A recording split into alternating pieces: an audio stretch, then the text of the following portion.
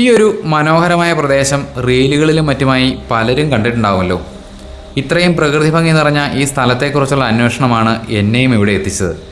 ഉത്തരാഖണ്ഡിലെ പഞ്ചപ്രയാഗുകളിലൊന്നായ രുദ്രപ്രയാഗിലാണ് ഈ ഒരു പ്രദേശമുള്ളത്.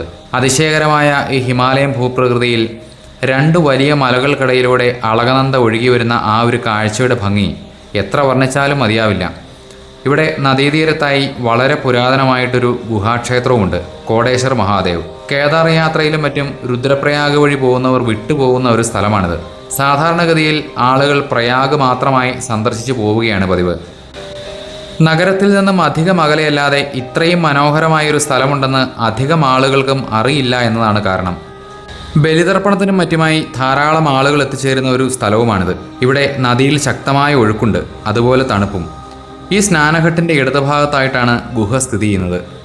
ഗുഹാന്തർഭാഗത്താണ് പ്രകൃതിദത്തമായ ഭഗവാന്റെ പ്രതിഷ്ഠയുള്ളത്. അതിശക്തമായ ഒരു ഊർജം ആ ഗുഹയ്ക്കുള്ളിൽ നിറഞ്ഞു നിൽക്കുന്നത് നമുക്ക് പ്രത്യക്ഷത്തിൽ അനുഭവവേദ്യമാവും. ഗുഹയ്ക്കുള്ളിലെ തണുപ്പും പുറത്തെ നദിയുടെ ഹുങ്കാര ശബ്ദവും ഈ ഗുഹയ്ക്കുള്ളിൽ നിഗൂഢമായൊരു പ്രകമ്പനമാണ് ഉണ്ടാക്കുന്നത്. കേദാർനാഥിലേക്കുള്ള യാത്രാമധ്യേ ഭഗവാൻ ഇവിടെ വിശ്രമിച്ചിരുന്നു അത്രേ.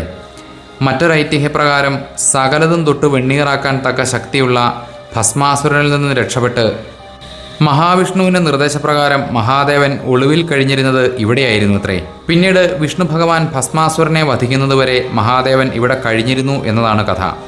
ശ്രാവണമാസത്തിലും മഹാശിവരാത്രി ദിനത്തിലുമാണ് ഇവിടെ കൂടുതൽ തിരക്കനുഭവപ്പെടുന്നത്.